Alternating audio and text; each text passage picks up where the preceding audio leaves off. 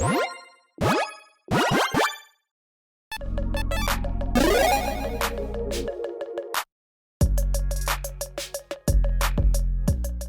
everyone, Mitch coming in from the Crash Course Studio. Welcome to the show. So, Dragon Ball Z.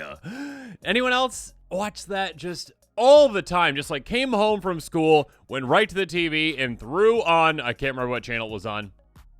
WB maybe? I don't know. Whatever it was on, seeing Dragon Ball Z and just, oh my goodness, taking over your life for a couple years. Yeah, that was definitely my TV routine schedule for a while. But now, well, thank you to the amazing folks over at Custom Dragon Highlander. We have some custom Dragon Ball Z commanders to discuss. And Alano, a huge thank you to you for putting this contest on. And also a big thank you to Alano for, well, revealing this brand new format. There is a format called Skirmish that they made. It's a very exciting new Magic format. Make sure you check out that Discord invite link in the description below. And now, without further ado, let's get into Dragon Ball Z.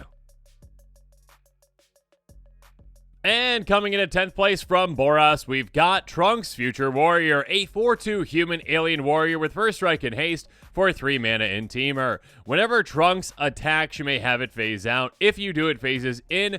Tapped and attacking at the beginning of your next declare attacker step. When it phases in this way, scry 2, time travel twice. And again, that means for each suspended card you own and each permanent you control a time counter on it, you may add or remove a time counter, then do it again.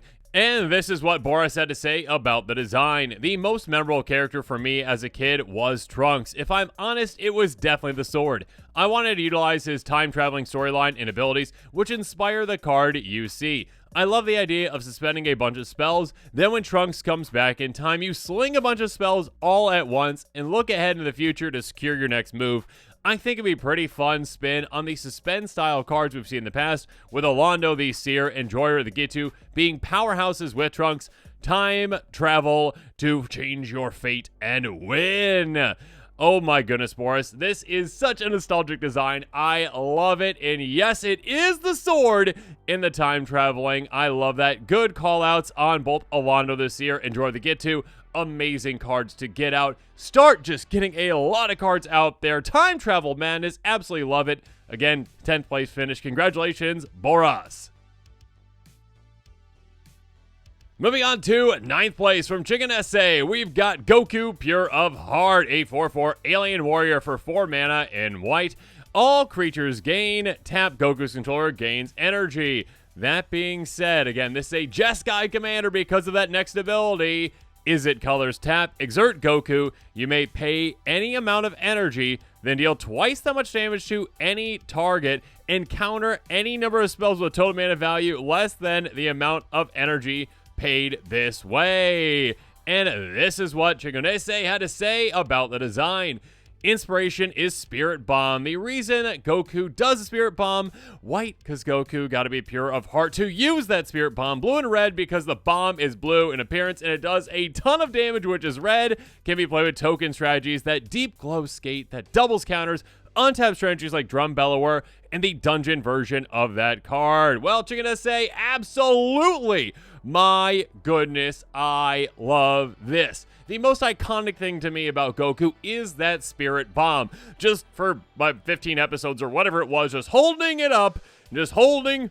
You come back the next day for the next episode, still holding, and then eventually, finally, just chucking it at Frieza. Absolutely loved it. I love that all your creatures get that. Again, yes, I agree, a go-wide creature strategy, getting a lot of token creatures out, having them tap, having them untap with some things as well, and then utilizing Goku, exerting Goku. I love that inclusion there as well, and just destroying, decimating, just demolishing an opponent, and also countering things along the way. I absolutely love this design. Congratulations again on your 9th place finish. But now we are moving on to 8th place from Janette. We've got Majin Buu, a 4/4 demon with Menace and Wither for 4 mana in Grixis.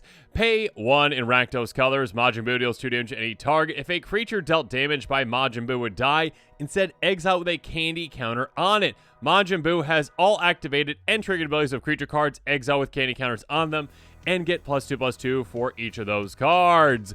And this is what Janette had to say about the design. Reasoning for the character choice. I like my villains absolutely terrifying. The Saiyans, Frieza, and Cell all wanted power or control. Super Buu just wanted death and destruction. The art depicts one of the most iconic moments of Buu Saga for me, when he just started killing civilians just because. Inspiration. It's just hilarious when the pink bubblegum monster turns our heroes into candy and just treats them like his personal candy store. The fear he struck in most of the Z fighters was palpable. Mechanics. His manic personality alone feels very Rakdos. He's here to do what he wants, and surprising, he spent most of his time on screen outmaneuvering our heroes and capitalizing on their mistakes. Such devious cleverness, I think, pushes into this feeling easily Grixis with the ability to gain abilities of the creatures he's eaten. How it might be played, I think with a little damage amplification like Mechanized Warfare, Torbrand, and Buu will rain down terror upon the field, and with some of the Scorpion God's favorite cards, Nest of Scares, Bluffeye Infestation, Necro Skitter, and Massacre Girl, Known Killer, the -1/-1 can fuel other synergies and allow the deck to go wide as well as tall. Well, Janette, you summed it up so well for me. My goodness, this is a cool design. I love that, turning into candy, getting those abilities, getting that power. Absolutely love everything about this. Congratulations again on your 8th place finish. Next up at 7th place from Crumble Butter, we've got Beerus, God of Destruction, a 5/4 cat god in Grixis for 4 mana in total. Whenever a food you control is destroyed, destroy target permanent. Crumble Butter had this to say about the design. Dragon Ball is full of super cool, iconic characters, but it also has its aloof moments. I wanted to latch onto the combination of power and goofiness to design a simple Beerus card. Beerus loves food. Beerus gets angry at wasted food. Angry Beerus means destruction. The card triggers from food being destroyed, as opposed to sacrifice, which can take some investment. But when that happens, someone with the moniker God of Destruction deserves to have an extreme effect. Greedy Grixis colors match the vibe here perfectly, also working well to avoid too much food synergy in white and green, which could push this over the edge. Well, Crumble Butter, my goodness, the flavor of this. Absolutely some aloof moments happen in this show, and you captured it perfectly. I just love just how incredibly unique this commander is. Again, foods having to be destroyed, but then being able to destroy permanents. Oh my goodness. Like, food scarecrow kind of, synergies right there with Reaper King, but food and Beerus. You know what I mean? Let's go, Grixis. Let's go, Cat God. This is absolutely crazy. I absolutely love it. Congratulations again, Crumble Butter, on your 7th place finish.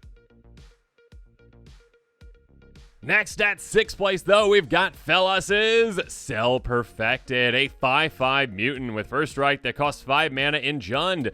Cell Perfected has all abilities of all legendary warrior creatures on the battlefield and in all graveyards. Whenever a creature dealt damage by Cell Perfected this turn dies, put X counters on Cell Perfected, where X is that creature's power. And this is what Fellas had to say about the design. Cell's usage of the techniques used by the legendary warriors of the Z fighters and Frieza Force meant that I actually designed him to be banking on the rest of the competition with hopes that people would be giving cards more activated abilities, but as the results show, that unfortunately didn't quite happen. Regardless, the effect is for all legendary warriors, which of course there are many in EDH, so fill your deck up with treasure generation to pay for costs of warriors like Nagila, Wada, or Jaxus, or just go all in on brute strength with kill spells and fight effects to show that nobody can match the strength of a mighty Cell. Well, fellas, my goodness, you captured it perfectly here. Legendary warriors, I love that. I love the synergies that can go along with that. And, yeah, there's definitely some ways you can play into that as well. You could even utilize things like Maskwood Nexus if you want to turn all your things into warriors, too. And just go all legends, too. There's different directions. There's exciting things you can do with this. And if you're playing against your opponent's warriors deck, they're in trouble, too. So, yeah, I absolutely love this design. Congratulations again, fellas, on your 6th place finish.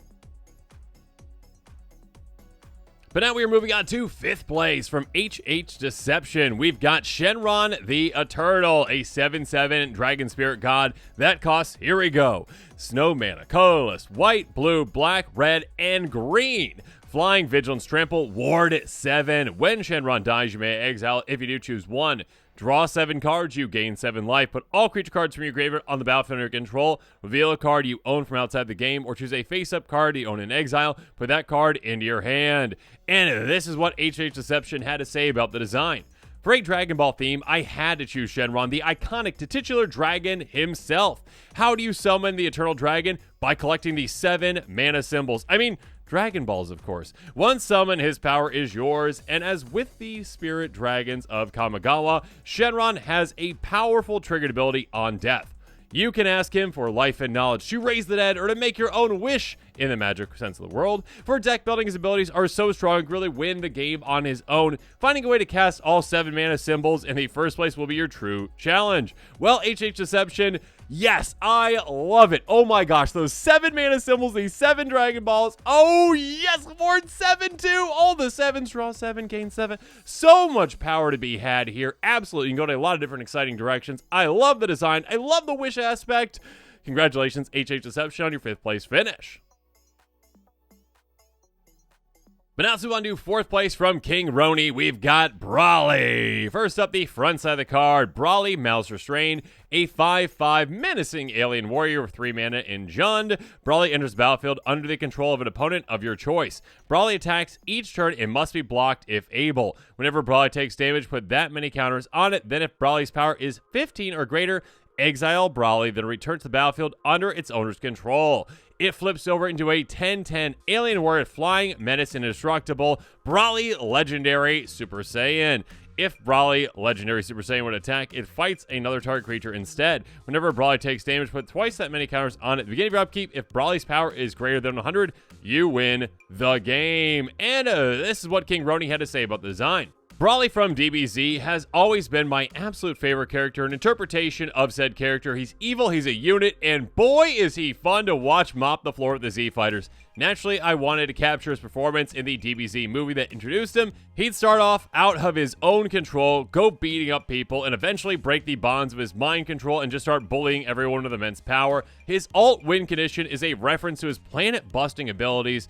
It just wasn't enough to kill them all normally. For this, Jund fits Brawly's attitude perfectly. He's a raw force of nature, green, absolute sadist, red-black. Jund is all about demolishing the weak and sitting pretty at the top of the food chain, and Brawly is no exception. Mechanically, Jund also likes forced fights, which definitely is the most flavorful playstyle for a Brawly commander deck. Oh my goodness, King Roni. Yes, absolutely a great design. Love the flip commander nature of this. Love the requirement of it going into your opponent's control, getting it power, flipping it over, and all of a sudden just being a force that is not happy with hitting your opponents in the face, just wants to take out every single creature and wins through absolute power. I absolutely love this. A lot of great synergies can be had. Counter synergies, doubling power synergies, etc., etc. Absolutely love this. Congratulations again on your 4th place finish, King Roni. Next up, at 3rd place, we've got Blind Fremen's Vegeta. First up, we got Majin Vegeta Demon Prince on the front side. A 5/5 Saiyan Warrior for 4 mana in Rakdos.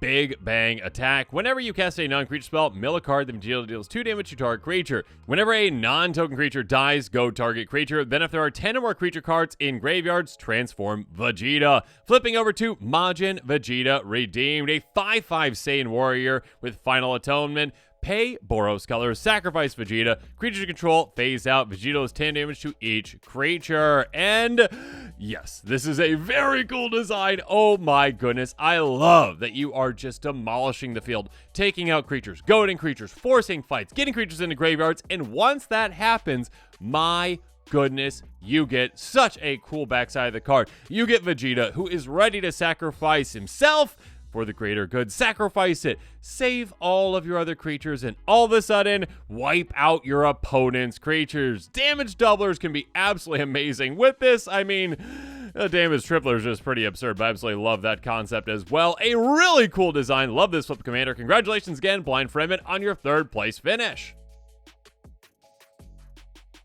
Next up to second place, we've got Mr. Apples and Yamcha. Yamcha the Wolf Fang is the front side of this flip commander, a 2/2 human warrior with double strike that costs 3 mana in Mardu. Whenever Yamcha dies, you lose 2 life, draw 2 cards, return Yamcha to the battlefield, transformed to Yamcha is dead, a legendary enchantment. Whenever a creature dies, each opponent loses 1 life and you gain 1 life. Then put a Dragon Ball counter on Yamcha's dead. Then if there are 7 or more Dragon Ball counters on it, remove those counters and transform it. And this is what Mr. Apples had to say about the design.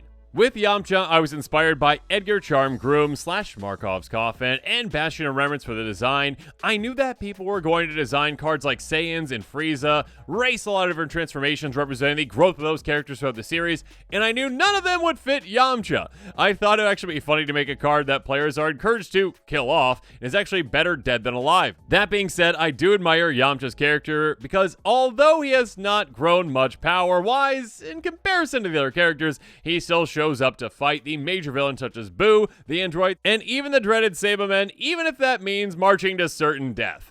It's easy to fight a fight you think you can win. It takes real courage to stay in a fight you know you would lose. Double Strike is my way of representing his Wolf Fang Fist. The Double Strike, coupled with his low mana value, which relevant early game as a blocker, it can be used as a niche win con late game with equipment in Mardu, though I picture him mostly being used in a Aristocrat style deck, with his front side being used to draw some cards and his backside being used to generate value off your sacrifices and board clears, which are both plentiful in Mardu. I see Blood Artist, Skull Clamp, Viserys Seer, Gun Bombardment, Elenda, Plum the Forbidden, Mayhem Devil, and maybe Fanatical Offering, Deadly Dispute, and definitely Afterlife Insurance, which both Yamcha and Krillin need. Mr. Apples, you have summed it up perfectly, and I love this. I love that Yamcha is getting such a spotlight here, and I love that Yamcha is better off dead than alive sometimes. So, absolutely love this design. It's really cool. Congratulations again, Mr. Apples, on your second place finish. But now, the first place finish. Congratulations, Deus Ex Mox, with your design of Majin Buu, Jolly Destroyer, finishing first place, a 4/3 mutant alien with flying and indestructible for 4 mana in Naya. Whenever Majin Buu attacks, up to 1 target creature defending player controls becomes a colorless food and loses all their types. And then whenever Majin Buu deals combat damage to a player, gain control of target food they control. And this is what Deus Ex Mox had to say about the design. My inspiration is for my favorite Dragon Ball movie, Chocolate Beam. Innocent Buu is one of my favorite characters in the franchise for his silly childish nature, yet having incredible power. Its mechanics are based on its abilities in shoe flight and being a nigh indestructible entity in the universe. It turning targets to chocolate and handing them to candy and handing them over to their controller, Babidi. Now, yeah, Majin Buu, Jolly Destroyer. This is absolutely, I did not expect to see Naya with this one, but it makes sense. It's absolutely getting all the flavor, all the function of Majin Buu, and including the name. Oh my gosh, Jolly Destroyer. Yes, that is exactly what Majin Buu is. So silly, yet one of the most powerful beings in the universe. Love that turning into chocolate. Love that gaining it. Absolutely a really cool design. Congratulations again, Deus Ex Mox, on your first place finish. Again, a massive thank you to everyone over at Custom Dragon Highlander, and if you're interested in joining their amazing community, make sure you check out that Discord invite link in the description below. And another reminder that, well, there is another Discord invite link to Skirmish. Make sure you check that one out as well. Again, a huge thank you to Alno for putting this contest on, and again, Alno, thank you for sharing this amazing new format. And of course, as always, thanks again, and have a good one. This show and episodes like this one are possible thanks to viewers like you. If you're looking for an easy way to help support this show, make sure that you like, share, and subscribe. Also, hit that bell notification icon so you don't miss any new episodes. You can also go check out our playmats and other merchandise at thecommandersquarters.com. We also have a ton of brand new t-shirt designs in stock, so make sure you check out those as well. Another easy way to support this show is with our TCG player affiliate links. So whether you're buying a deck or individual cards, you can use this general link right here or one in the description. And the final way that you can support this show is by supporting us directly by becoming a patron. There are many benefits to being a patron, and I truly couldn't do this without all of their support.